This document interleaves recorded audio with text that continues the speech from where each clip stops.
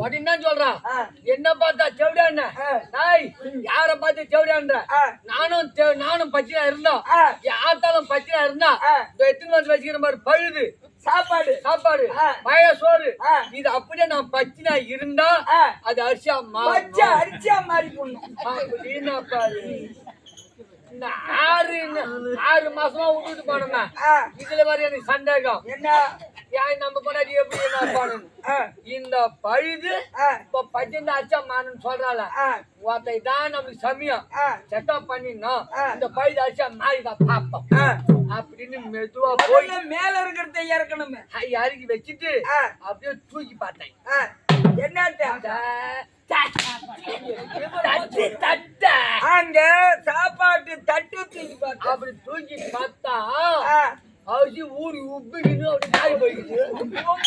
சொன்னது அப்போ நான் பச்சின்னு சொல்லாதான் நான் நினைக்கிறது